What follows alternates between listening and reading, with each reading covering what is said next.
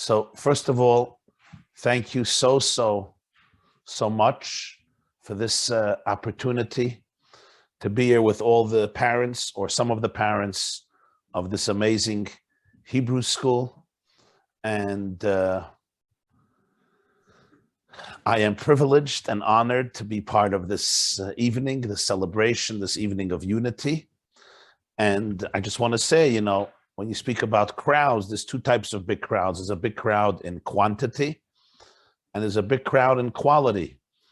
And it's very important not to confuse the two, because sometimes you can have a big crowd in quantity, but the impact may not be so profound.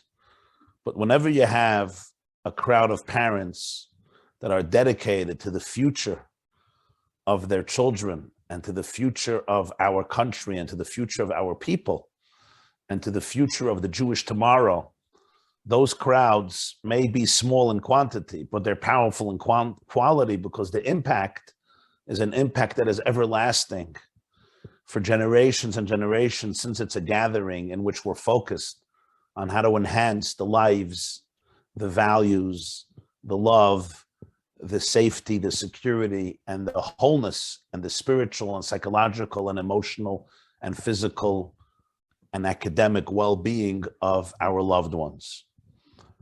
So I want to share with you this evening, as parents who are dedicated to their children, who want to see the best in their children, who want to see their children flex their muscles and fly and really have the most incredible life that we can have as human beings in a world that is incomplete till Mashiach comes. I want to highlight a few of the extraordinary gifts that are present in a Jewish education, in a real, authentic, intense Jewish education. One that is exemplified in the Chabad Hebrew school and so many other Chabad Hebrew schools and Jewish schools around the country and around the world. And why such an investment is not just nice or charming or Jewishly warm and culturally pleasing, but also sometimes of essence and of extraordinary vital importance. And I want to bring out just a few very brief, short points. I was asked to speak for 10 minutes, so that's what I'm going to do. You can go as long as you want, Rabbi. No, you have a schedule, and everyone has his busy. So I'm gonna be very, very brief, and I'm going to share with you for 10 minutes some ideas that I think are very important to recognize in our world. Okay, first of all, let me begin with a joke, with an anecdote. They say that there was a rabbi who used to preach from the sermon about how sensitive we have to be to children and respectful of children. One day they were paving his driveway, and the kids, when they saw a fresh pavement, as kids like to do, they like to leave their imprint. So they came dancing on the fresh paveway, engraving their initials and other slogans and pictures.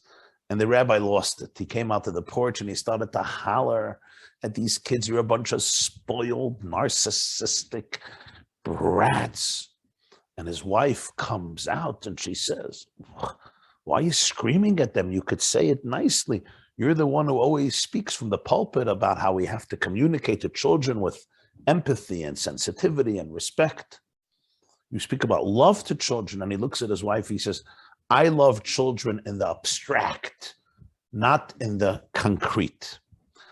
It's very easy to focus on education in the abstract. When it comes to the concrete elements of raising children and educating children, there are challenges. Now, here is issue number one. We live in a world where there's a lot of confusion of identity. Very often a person grows up, they get a good education in terms of information, but not always in terms of understanding what's important in life, what are priorities in life. We learn how to make a living, but we don't always learn how to live. We learn how to get a profession, we get the information, we have good academic skills. But so much of life is about attitude, about perspective. What does it mean to be a human being? What does it mean to be a Jew? What does it mean to be in a relationship? Not only what are my rights in life, what are my duties in life? What are my obligations in life? That's one of the most powerful elements of a Jewish education, because the Jews over thousands of years have developed and cultivated this art of focusing on what is important in life, which is why the Jews till today are legendary in the families we create, in the communities we create, in the type of education we give our children, in the values we inculcate to our children: study, charity, giving, family values, commitment, dedication, morality. This doesn't come in a vacuum. It comes from thousands of years of a sustained effort to bequeath these values to our children. And when we grow up today in a world that is fragmented, there's so much freedom, but very often people suffer from very deep pain and anxiety and confusion. It's hard for people to sustain marriages. It's hard for people to be happy and motivated. It's hard for people to understand the values of faith in their life. So to give your children a spiritual and moral foundation, not just an academic foundation, but a spiritual foundation, a moral foundation, to teach them that they're part of a people that go back millennia. You could say hi, Simon. My kids are crawling. You could say hi. This is also a school. To teach them that they're part of a people over millennia is an incredible gift. And I salute you and congratulate you for understanding this. Which brings me to another very important point. And that has to do with psychological challenges. We live today in a time of tremendous anxiety, even though we have a prosperity level that our grandparents did not have. But people suffer from a lot of, as you know, you all know from your lives, from your loved ones, anxiety, depression, stress, mental illness, anguish, internal disintegration. Judaism has one of the most powerful messages that it teaches its children, it teaches its people, it teaches its students, that at the core, every human being is a piece of God, a chelik elikami ma'al mamash. And because you're a piece of God, you're priceless.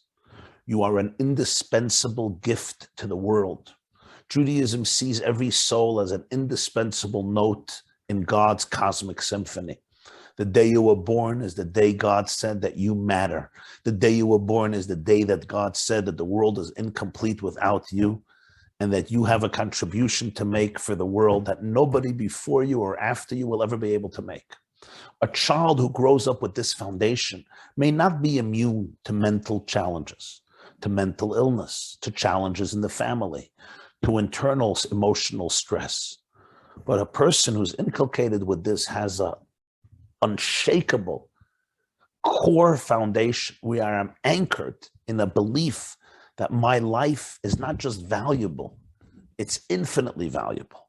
That every single one of us is born intentionally with a mission, that God conceived you in love.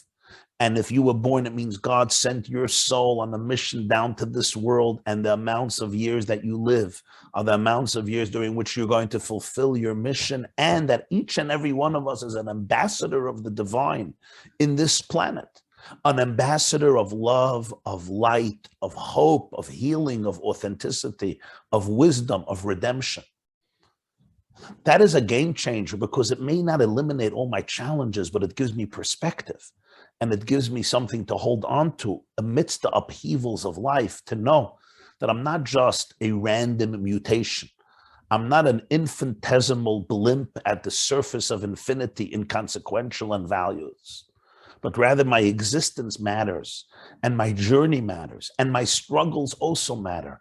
I was sent into every situation I'm in. I'm not a victim of my circumstances.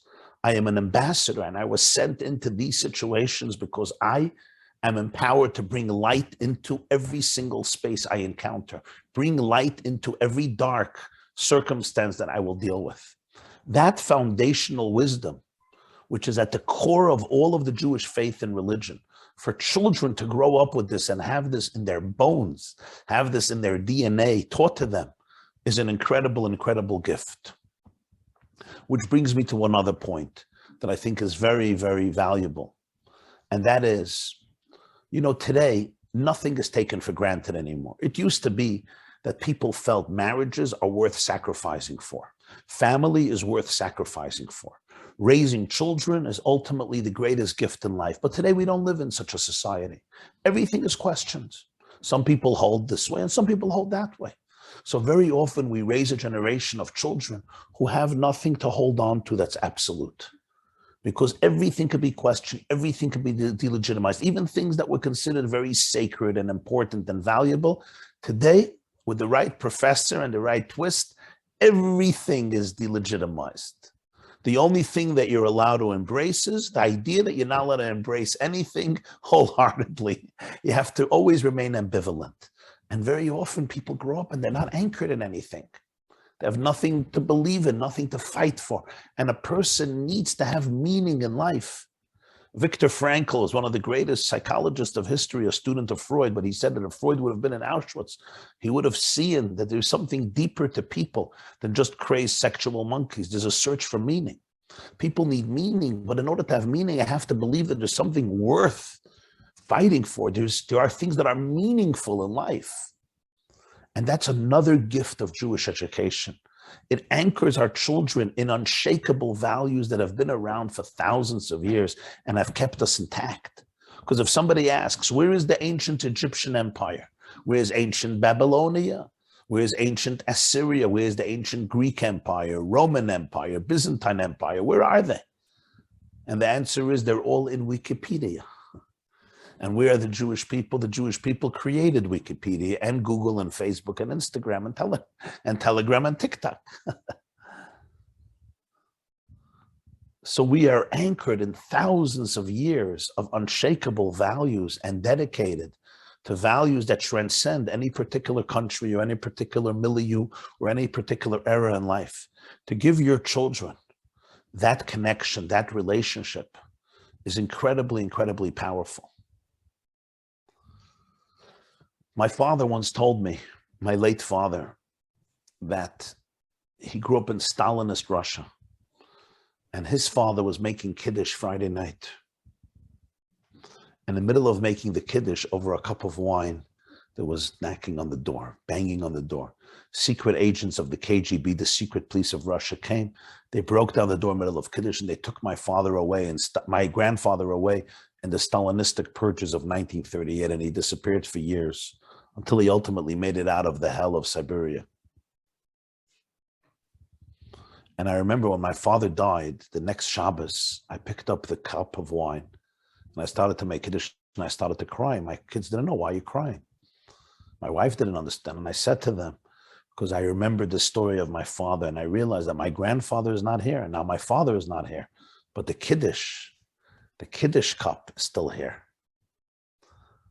In other words, we're connected to a history of thousands of years ago, that even if the physical people are not here, we're still here and their traditions are here and the faith is here and the language is here and the Torah is here and the mitzvahs are here.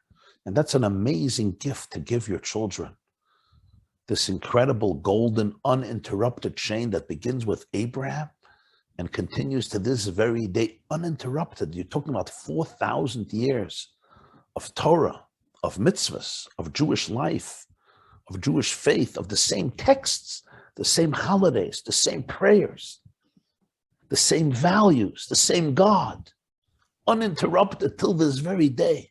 To give this to your children and entrust them with the opportunity and the privilege to carry it on yet to a next generation is incredibly meaningful and incredibly inspiring. There's one more component, and this is what I want to finish with. We live in a day, unfortunately, in an age where anti-Semitism has reared its ugly head again. And sometimes Jews are embarrassed. They don't like themselves. They become victims of a culture that victimizes Jews. They become victims of a culture that sees in Israel the root of all evil. Instead of standing proud and tall, they want to fit in, and I understand them. In such a climate, we need Jews who are proud of who they are, who don't live on the fence, who are comfortable in their own skin. Not long ago, a famous Jewish psychiatrist died. His name was Dr. Abraham Tversky. You may have heard of him. He wrote like 70 books. He died at the age of 90 and he wrote like 70 books. Every few months was another book. And there's a story they told about him. He was a Hasidic Jew. I happen to know him. Fine man, very fine man. He opened one of the first recovery centers in the United States in Pittsburgh for alcoholism. He was an MD, was a doctor, and he was a Hasidic Jew. And he wore this round black hat, and he had a square white beard, and he had a long black coat. And one day he's on an airplane, and a Jewish woman is sitting near him, and she speaks to him in Yiddish, and she says, "Du bist a Schande, you're a disgrace. You cause anti-Semitism. Because if you wouldn't dress different, then you wouldn't speak different, then you wouldn't behave different. All the Gentiles would love the Jews. But because you stand out, you trigger people's ire and hate." He looks at her and in a perfect English, he says, "I don't understand the language you're talking in. What language are you speaking in?" She says, "Yiddish." He says, "Oh, I'm so sorry. I am Amish." She's like, "Oh, you're Amish? I thought you were Hasidic." He says, "No, I'm Amish." She says, "Oh, I respect the Amish. I love the Amish." He says, "Why?" She says, "Because you're a minority, but you maintain your heritage with so much pride." Kudos to the Amish. It was his turn to respond in Yiddish. And he says, "Aha, Amish. If I would have been Amish, you'd love me. Now that I'm Jewish, you're embarrassed by me. I bless you that you should be able to appreciate in your own people what you appreciate in other people. Because the truth is, the world respects Jews who respect Judaism. And the world is embarrassed by Jews who are embarrassed by Judaism. So I salute all of you parents for making this courageous decision and understanding that the greatest gift you can give your children, of course, in addition to physical shelter and safety, is the ability to give them a strong and powerful Jewish identity in the great Chabad Hebrew School. And I encourage you to follow suit with your other children and to consider, even when your children get older, to imbue them with a good Jewish education, because even if the financial expenses are greater, what do we not do for the health of our children? If your child needs a medical treatment and there's a better doctor, you go to the better doctor. When it comes to the education of children, if we can give our children chances to have less drugs, less moral confusion, less depression, less suicide, nothing is guaranteed. We all have problems. But when they have an education where there's more moral, deep connection and more focused on happiness and faith and values, we sometimes we literally save their lives. We save their lives. And I want to tell you one thing, and I'm not going to be politically correct now. You'll forgive me, Rabbi Matisov, I'm not going to be politically correct. And that is, somebody called me and said, "I don't want to give my kids a Jewish education." We were talking about older age. I want to send them to public school. I don't like the Jewish school system. I said to him, "Listen, I'm the first one to tell you the Jewish school system has problems like any school system. But you're going to look at one thing. There's not a single Jewish day school in America that I know about that has a metal detector when you come in. Do you know that? Not Hasidic and not modern Orthodox and not conservative and not Lithuanian and not yeshivish. None of them, none of their high schools or elementary schools have metal detectors. They have security outside. It's important because of what's going on. But nobody is afraid that one of the kids is going to start killing anybody. They have autistic children. They have Asperger's children. They have children with mental illness. They have children with other problems, dysfunctional families. But in the milk of a Jewish mother that goes into every child, we are imbued, "Thou shalt not murder." So not a single Jewish school needs a metal detector. What's happening in the public school system in the United States of America, our beautiful country, the last few years, how many innocent kids were killed? Doesn't this tell you something? what Judaism does for these children, for the Jewish people, creating mention, people who know that protecting another person's life is the most important value in the world. I salute you for sending your children to such a school, and I hope you'll inspire other people to follow suit so that our children get what they deserve, an unparalleled foundation to be able to live beautiful lives and make our world a beautiful place. Thank you.